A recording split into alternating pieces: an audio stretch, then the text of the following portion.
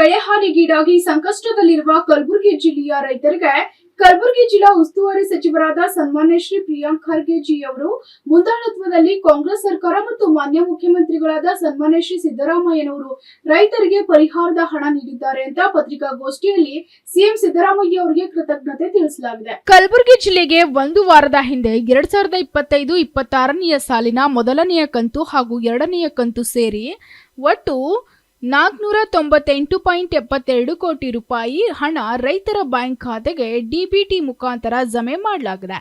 ಕಾಂಗ್ರೆಸ್ ಸರ್ಕಾರ ಅಧಿಕಾರದಲ್ಲಿದ್ದ ಈ ಅವಧಿಯಲ್ಲಿ ಕಲಬುರಗಿ ಜಿಲ್ಲಾ ಉಸ್ತುವಾರಿ ಸಚಿವರಾದ ಸನ್ಮಾನ್ಯ ಶ್ರೀ ಪ್ರಿಯಾಂಕ್ ಎಂ ಖರ್ಗೆ ಜಿ ಅವರ ಸತತ ಪ್ರಯತ್ನದಿಂದ ಜಿಲ್ಲೆಗೆ ಹೆಚ್ಚಿನ ಪರಿಹಾರ ಹಣ ಬರುವಂತಾಯಿತು. ಉಸ್ತುವಾರಿ ಸಚಿವರಿಗೆ ಇದಕ್ಕೋಸ್ಕರ ಅಲ್ಲಿಂದ ಪಟ್ಟಣದಲ್ಲಿ ರೈತರಿಗೆ ಅದ್ದೂರಿಯಾಗಿ ಸನ್ಮಾನಿಸಲಾಯಿತು.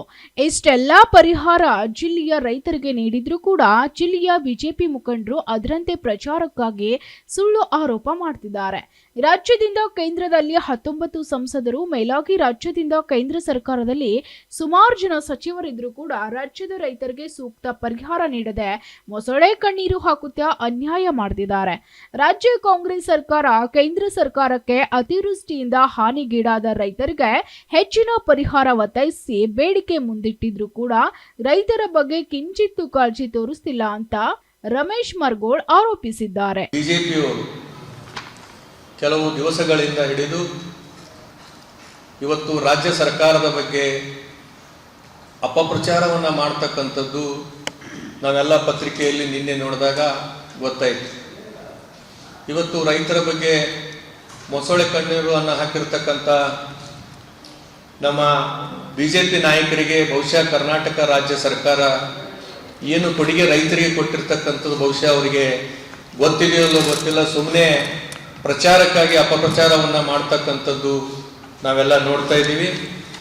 ಇವತ್ತು ಜಿಲ್ಲಾ ಉಸ್ತುವಾರಿ ಸಚಿವರಾಗಿರ್ತಕ್ಕಂಥ ಸನ್ಮಾನ್ಯ ಪ್ರಿಯಾಂಕ್ ಖರ್ಗೆ ಸಾಹೇಬರ ಸತತ ಪ್ರಯತ್ನದಿಂದ ಕಳೆದ 23-24 ಸಾಲಿನಲ್ಲಿ ಸುಮಾರು 3,14,989 ರೈತರಿಗೆ ನಾವು 3,375 ಕೋಟಿ ರೂಪಾಯಿಗಳನ್ನು ನಾವು ಇವತ್ತು ಪರಿಹಾರವನ್ನು ನಾವು ಬಿಜೆಪಿ ಸರ್ಕಾರ ಇದ್ದಾಗ ಹೋರಾಟ ಮಾಡಿದ್ರು ಕೂಡ ಬಿಜೆಪಿಯವರು ಕೊಡದೇ ಇರತಕ್ಕಂಥ ಪರಿಹಾರವನ್ನು ನಮ್ಮ ಸರ್ಕಾರ ಬಂದ ಮೇಲೆ ಇವತ್ತು 375 ಕೋಟಿ ರೂಪಾಯಿಗಳನ್ನು ನಾವು ಕೊಟ್ಟಿರ್ತಕ್ಕಂಥದ್ದು.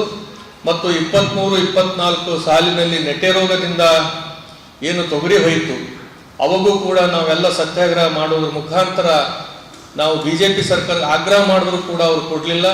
ನಮ್ಮ ಸರ್ಕಾರ ಬಂದ ಮೇಲೆ 181 ಕೋಟಿ ರೂಪಾಯಿಯನ್ನು ಕೂಡ ನಾವು ಅಂದಿನ ದಿವಸ ನಾವು ಪರಿಹಾರವನ್ನು ಕೊಟ್ಟಿರ್ತಕ್ಕಂಥದ್ದು.